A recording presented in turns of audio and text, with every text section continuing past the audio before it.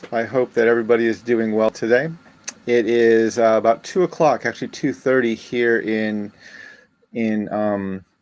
Washington, D.C. And I know it's a little bit later than normal to start my second cup of coffee, but there was a lot to digest this morning, and I had a few other things that came up a bit unexpectedly today. So it's a little bit later than I liked, but I wanted to jump on and share a few thoughts with you today anyway. Before we begin, as I always do, let me acknowledge that I'm speaking to you from my home in Washington, D.C., and that these are the lands of the Piscataway. And I want to honor the Piscataway. I want to acknowledge that they are still here. And I want to thank them for the stewardship of the land that I'm living on. I am very humbled to be living on these lands, and I want to thank my Piscataway relatives for their stewardship of these lands.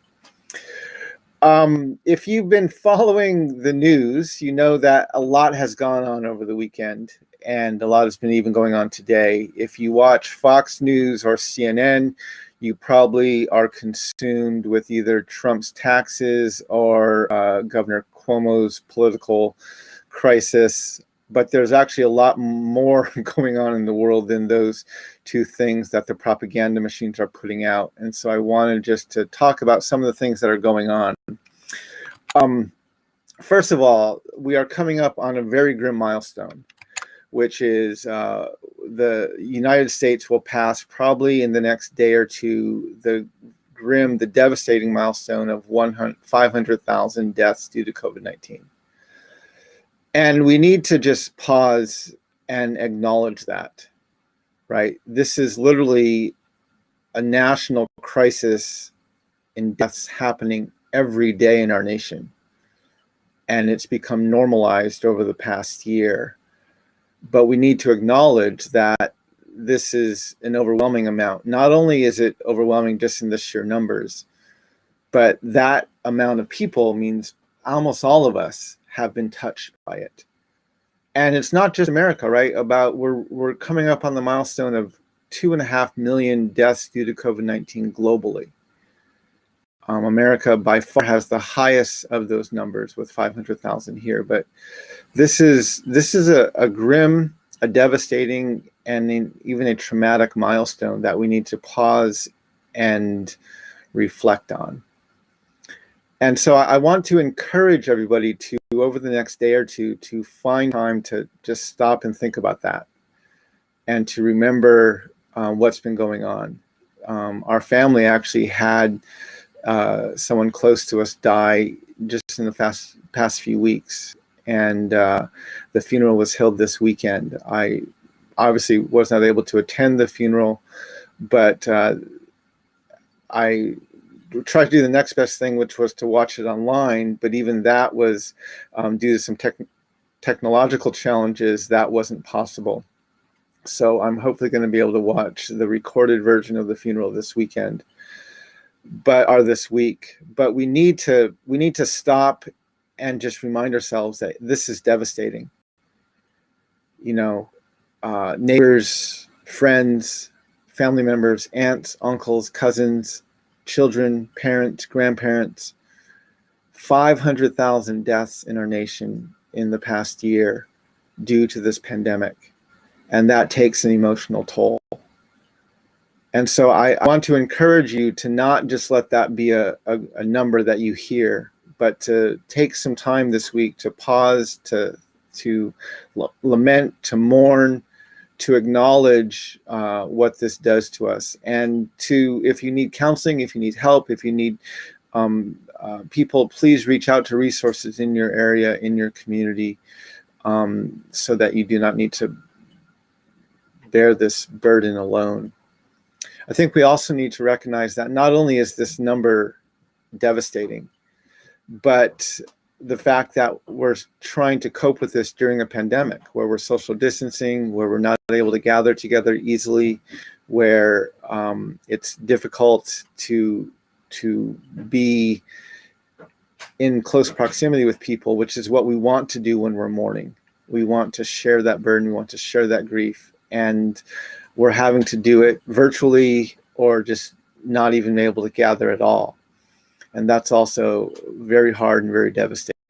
And so we need to pause and acknowledge these things, and we need to lament them. We need to mourn them. We need to allow ourselves to weep, if we need to do that. But we cannot just move forward like nothing is going on. So I want to encourage everybody, especially if you've been hit recently. Well, actually not. We've all been hit in the past year. And so please, even for the people who have dealt with death not due to COVID, but dealing with loss, dealing with grief, dealing with death, dealing with sickness during a pandemic is incredibly hard because of the isolation that we're all experiencing. And so I want to encourage all of us to acknowledge that pain, to acknowledge that grief, so that we can move forward in a healthy way and not mistreat our loved ones or not do things that are destructive or unhelpful to ourselves. But we need to find ways to, in a healthy way, mourn and move through this process. The second thing I want to acknowledge is actually in line with this, and it was in some other reports. Every morning, I shared this the other day. When I wake up, there's about 5 or 6, maybe actually 7 or 8 news podcasts that I listen to. I start with AP, then go to NPR, then go to ABC, and then to BBC. Reuters is in that mix. Some financial news is in that mix. News from Japan is in there. There's several different news podcasts I listen to. Towards the end of that list is CNN and Fox News, just to hear what the propaganda machines are saying. But I listen to those. And one of the things that a lot of the international news sources were reporting this morning is that a new report has come out where the richest nations in the world, are literally hoarding vaccines. And this is making it next to impossible for poorer nations to purchase these vaccines. And the poor nations have 2 challenges they have to get over. The first is just the money to buy the vaccines, which is hard when your nation is not wealthy. But second, because these richer nations have put ourselves at the front of these lines and have bought so many more vaccines and doses of vaccines than we possibly need, this is actually making the vaccines very scarce. And so it's harder for these poor nations to get the vaccine. There was several reports I read. One was in Al Jazeera, in an article titled Rich Countries, well, I forget the exact title, something about rich countries hoarding vaccines, about a new report that came out just recently. I'm going to share that in the chat. And it talks about the fact that the rich nations, like the 10 or 14 richest nations in the world, have purchased 1 billion more vaccines than they need, which makes it next to impossible for some of these poor nations to get vaccines. And even if we sign up, which a lot of leaders have done because of the shame of this, right? A lot of the leaders of these richer nations at the G7 meetings last week made commitments to donate money and to help these poor nations get vaccines. But of course, this is after we've already put ourselves at the front of the line. And we need to remember that, again, America first, nationalism, when you're dealing with a pandemic, is not how you solve the problem, correct? This is a global pandemic, and we need to make sure that we have the vaccine available globally, not just in our neighborhoods or within our borders. We have to make sure we have the whole globe vaccinated.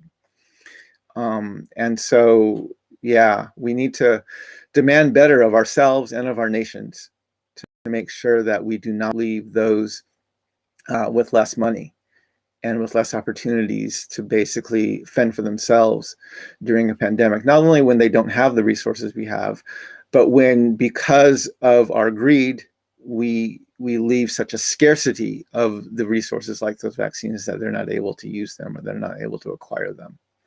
And then, of course, they're dependent upon our charity to give away or to share what we've already hoarded, which isn't charity at all. That's what billionaires do too, right? They hoard all this money and then they benevolently give some away. That's not charity. That's guilt. I'm not sure what it is, but it's not a healthy way to have a community move forward. So I want to acknowledge those things that are going on, and I want to make sure that we take time to lament and grieve the devastation we've all experienced, but then to make sure that in our pain and even in our fear, we don't make the situation worse for those who are in different situations or circumstances than we are, which is what we're currently doing as a nation.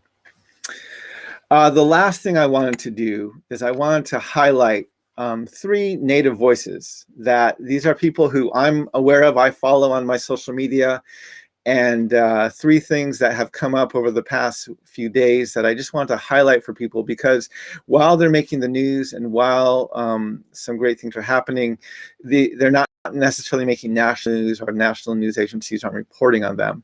And so I wanted to just highlight 3 people today. The first is Julian Brave Noisecat, who is a journalist and an activist, and he works with policy around green energy.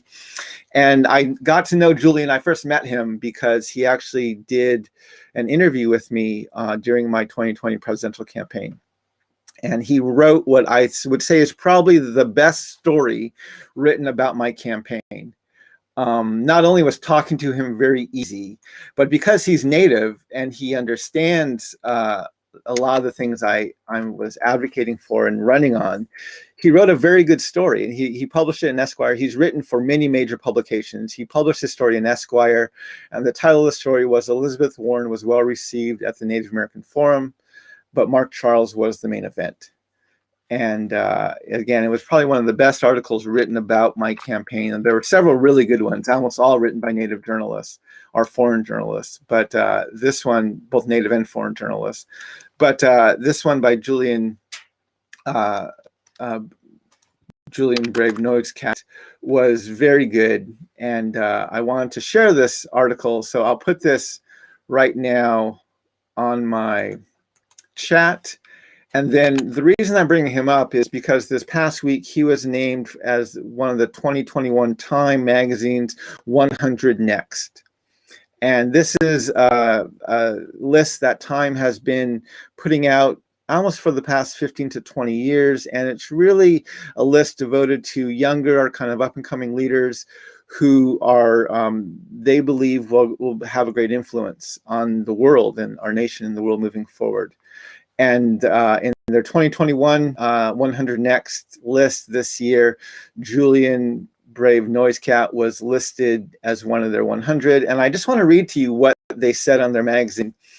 And they'll put the link in to this page in there as well. But it says, "We are in a golden age of climate journalism, with many young writers brilliantly chronicling the story that has come to dominate their lifetimes. And as the Biden administration seeks environmental experts to advise on policy, the climate movement has put an increased number of indigenous people in the lead to figure out how to address the biggest challenges of climate change. Call them the Standing Rock generation. Julian Brave Noisecat stands where the currents of climate journalism, advocacy, and policy meet. His writing on the environment crackles with reported stories and historical context, but his work at the think tank Data for Progress is heavy on numbers, the kind that informed the administration's emerging plan for trillions in green infrastructure spending, and all of it draws on his own history, not as a marginalized outsider, but as the feet firmly planted descendant of the people who inhabited this continent for millennia. The climate crisis will be at the center of our public life for the foreseeable future, and Noisecat, no question, will continue to work from the center of that center." And I'd like to share the link to that. Again, this is the Time Magazine's 2021 list of the 100 Next. And I'll put that in the chat here on the website, or on the social media. So this should go out to each of you, and you can get that list there if you'd like to read that. So I want to congratulate Julian Brave Noisecat. I follow him on Twitter. I met him once when he interviewed me for an article during my 2020 presidential campaign in August of 2019, and I want to congratulate him for being named to this list. Another person I want to highlight for you right now, his name is Aaron Yazzie. I have not met Aaron personally, although I have communicated with him online. And Aaron is actually Navajo. He's from Arizona.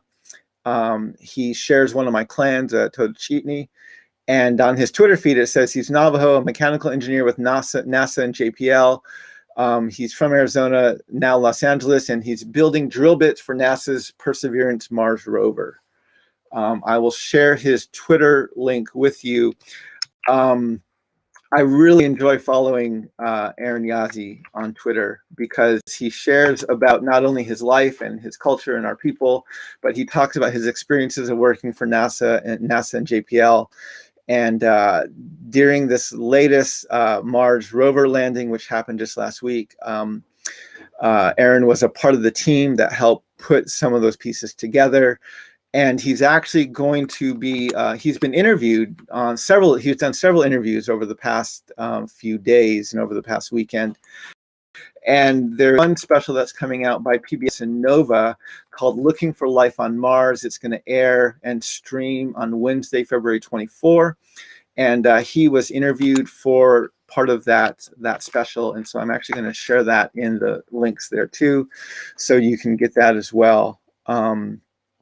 But yeah, I want to congratulate Aaron and thank him for representing not only Indian country, but our Navajo people very well with his work at NASA and JPL. And I want to encourage people to get to know him and follow him online. The last person I want to talk about here briefly is Deb Holland.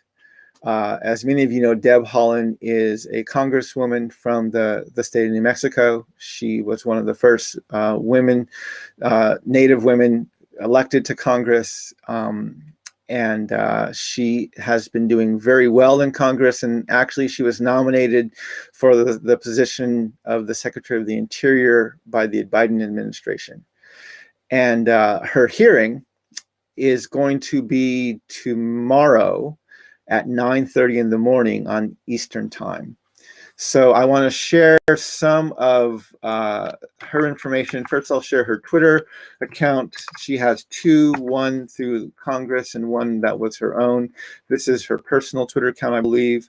And so I just put that into the chat. And then I want to share the information. This is the press release put out by I think it's the Energy Committee in the Senate, which will be conducting her hearing. And I want to share that. They're actually going to be live streaming it tomorrow. She will become the first Native American cabinet secretary if she is confirmed. And while there is no doubt she will do a great job, she has actually been getting some opposition, especially from a few Republican senators from states that produce a lot of oil. And so she is not, unfortunately, a shoo-in for this nomination or for this confirmation, but that hearing will be tomorrow. And almost all of Indian country is really rooting for her and working hard for her. I think she would make a fantastic Secretary of the Interior. And I encourage you to follow her online. And if you have time, watch the hearings tomorrow to see how this plays out, because not only would this be historic for our nation, but it would be an incredible opportunity for her and for Indian country to be represented at the cabinet level and to have such an important voice in what happens within the Department of the Interior of our nation. So I just want to highlight her today as well. There's going to be a lot going on this week, so I'm going to definitely be doing some more live streams throughout the week. I'm trying to get into a bit of a schedule and a pattern, which hopefully we'll be putting that out on my social media more. As you've noticed, a friend of mine, Phil, is doing some moderating on my social media while I'm doing these live streams. And so we're starting to set a bit more of a schedule of when we're going to be doing these. But yeah, I'm excited. I hope this is a good week. I'm glad to see it's warming up in Texas. Of course, it's been devastating to hear about not only the impact that deep freeze had on that, but of course, the impact of the very poor policy and just the collapse of the devastation because of the failure of their power grid due to both policy as well as cost savings that they were trying to do. They didn't winterize it well, and the impact that had on the people of Texas. I'm glad to see it's warming up in Texas now, And of course, now people are being hit with these sky-high bills because they have an unregulated market, which has resulted in bills ranging from the hundreds of dollars to even the tens of thousands of dollars, which is, of course, horrible. And so that will be a mess that needs to be sorted out over these next few weeks and months. But yeah, there's a lot going on this week, and so I want to be in more communication throughout the week. But I hope you enjoyed my second cup of coffee. I hope that you're able to follow both Julian and Aaron and Deborah, Congresswoman Haaland, in the important work that they're doing and the voice that they are for our nation, as well as from Indian country. And I hope that you're able to walk in beauty, and may we learn how to walk in beauty together. So I shout out my relatives. We'll talk to you again soon.